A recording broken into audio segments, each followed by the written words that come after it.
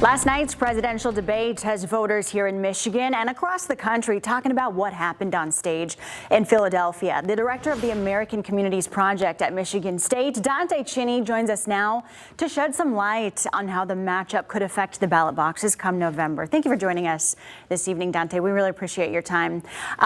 What difference does the debate make in swing states like Michigan? That's a really good question. There's obviously there may be a question to be asked what difference it makes anywhere. We're so close divided right now. The electorate is so polarized that like what's available to move, especially in a state like Michigan where everything is so tight, it's not really clear. In 2016, Donald Trump won 46% of the vote. In 2020, Donald Trump won 47% of the vote. Those are very different elections, but he wound up around the same number. That we're pretty deadlocked in the middle. What difference will it make? We'll have to see what the next round of polls show. But right now, my guess is maybe a few points for Harris. Maybe we'll have to see. In Michigan and let's say Kent County, did the debate touch on things Michigan voters care about? One thing, for example, that was not talked about by either candidate is electric vehicles. Do Michigan voters need to hear more on that from these candidates? Yeah, I would think they might want to hear more about that.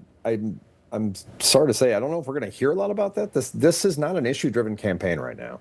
This is about two people who have different kinds of personalities, and they're pushing different kinds of approaches to the presidency more than different policies. That we haven't. How much policy discussion we really have? Not very much.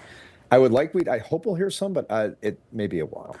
Listening to all the chatter across media, do you think the momentum and the positive feedback that Harris is getting from the debate can be sustained till November?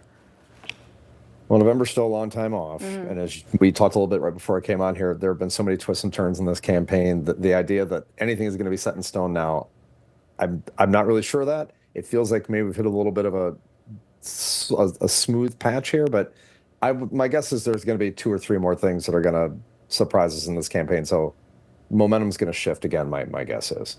And to your point, a lot of issues were not discussed last night, and I had a lot of viewers reach out and say, we don't truly understand, what policies each candidate is proposing. What advice can you give to Michigan voters from now till November as we are in the home stretch?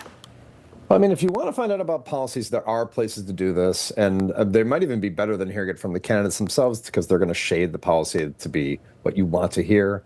Go online, look for nonpartisan analyses, and see what they have to say about those policies. Might help. Dante Chinni, we thank you so much for being with us this evening. Certainly lots of twists and turns to cover, and we will be sure to update our viewers each day that passes. We appreciate your time. Well, thanks for having me.